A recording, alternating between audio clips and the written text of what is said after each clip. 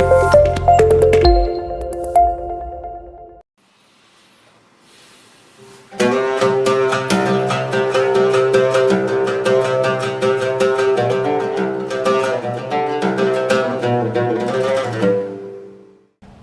warahmatullahi wabarakatuh.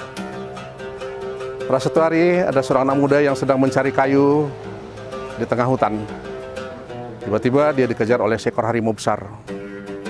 Hampir saja harimau ini berhasil menerkamnya, namun dia sempat melompat ke dalam sebuah lubang sumur.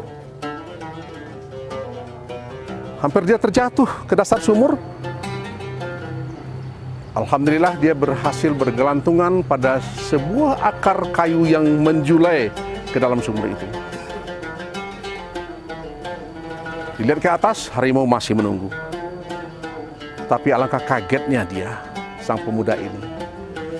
Ketika dia menoleh ke bawah, dilihatnya seekor ular besar sedang menganga yang siap menerkamnya. Di atas harimau menanti, di bawah ular menunggu. Kematian begitu dekat.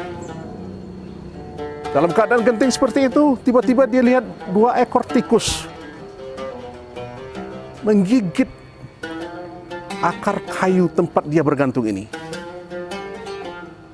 Lelah yang putih berganti dengan yang hitam. Lelah yang hitam berganti yang putih. Pokoknya di bergantian, dan pada akhirnya tentu urat kayu ini akan putus.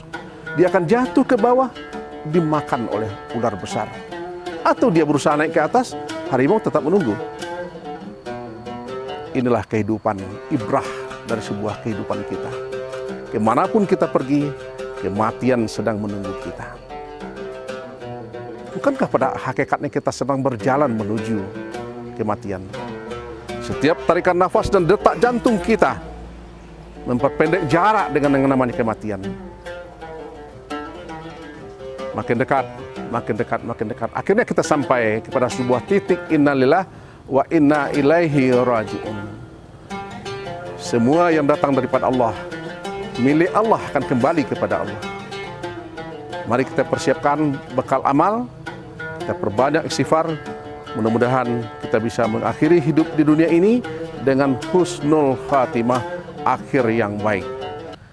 Selamat berjuang, selamat mengabdi, tetap semangat saudaraku. Wassalamualaikum warahmatullahi wabarakatuh.